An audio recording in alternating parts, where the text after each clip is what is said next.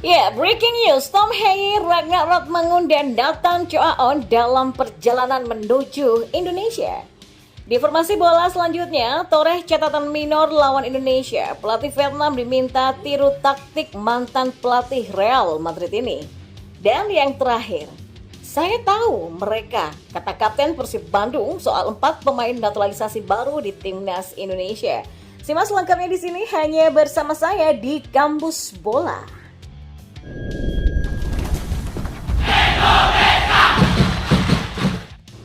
Kabar baik datang dari Timnas Indonesia. 3 pemain keturunan yakni Tom Haye, Ragnar Rotmangun, dan Nathan Choaon dilaporkan tengah dalam perjalanan menuju Indonesia. Berita itu diketahui dari unggahan salah satu akun Instagram @football.indonesia. Ketiga pemain itu dikabarkan berangkat bebarengan dalam satu pesawat yang sama. Breaking news, kini Ragnar Rotmangun, Tom Haye, dan Nathan Choaon sedang perjalanan menuju tanah air Indonesia. Mereka flight sekitar jam 3 pagi waktu Indonesia dan akan tiba di Indonesia sekitar pukul 10 malam nanti. Tulis akun tersebut pada keterangan foto unggahan mereka.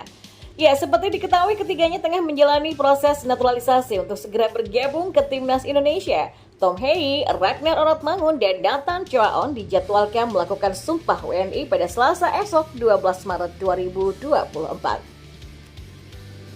Komisi 10 DPR RI sebelumnya sudah menyetujui pemberian status kewarganegaraan 3 pesepak bola keturunan Indonesia ini, dan keputusan pemberian status kewarganegaraan itu diambil dalam rapat kerja Komisi 10 DPR RI bersama Menpora Interim Nezar Patria dan Wakil Ketua Umum PSSI Zainuddin Amali pada beberapa waktu yang lalu.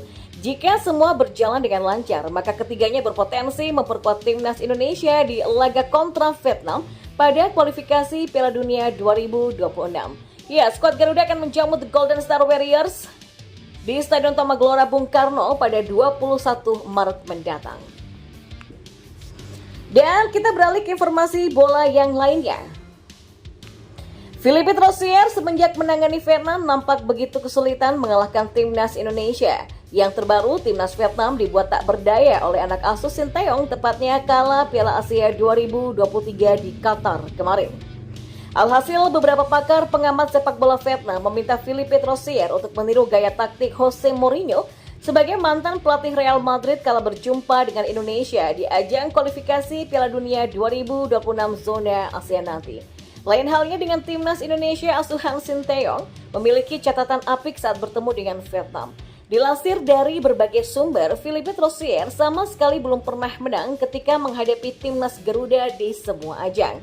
Era Philippe Rosier, Vietnam sudah berjumpa dengan Timnas Indonesia sebanyak 2 kali, tepatnya di ajang SEA Games level U22 dan juga penyisihan grup Piala Asia 2023 di Qatar untuk level senior. Ya, catatan tersebut membuat pengamat sepak bola Vietnam yang bernama Quang Huy meminta sang pelatih untuk menerapkan strategi ala Mourinho, parkir bus, dan mengandalkan serangan balik untuk membobol gawang lawan. Ya, untuk menghindari tekanan, kita bisa bermain bertahan dan melakukan serangan balik, memahami ritme pertandingan, kata Quang Huy yang dilansir dari berbagai sumber. Dan di informasi bola yang terakhir, Kapten Persib Bandung yang bernama McLock memberikan komentar tentang 4 pemain naturalisasi baru Timnas Indonesia menjelang babak kualifikasi Piala Dunia 2026 zona Asia. 4 pemain tersebut adalah Jay Itzes, Tom Haye, Ragnar Rotmangun, dan Nathan Choaon.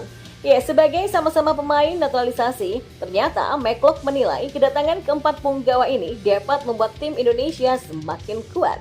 Pasalnya, kata Klok, kedatangan pemain baru akan membuat persaingan semakin ketat di Timnas Indonesia. Karena itulah para pemain akan termotivasi untuk menunjukkan yang terbaik di hadapan Sinteyong.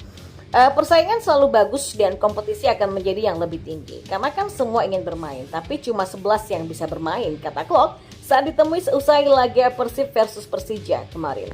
Di sisi lain, Klok menjelaskan ia mengetahui kemampuan para pemain naturalisasi tersebut. Menurutnya, mereka semua punya kemampuan di atas rata-rata. Saya tahu mereka dari Belanda. Saya menonton mereka di TV sebelumnya waktu saya masih di Eropa dan sempat bermain melawan mereka. Ya, semoga saja Timnas Indonesia bisa lebih kuat dengan adanya mereka, kata Klok.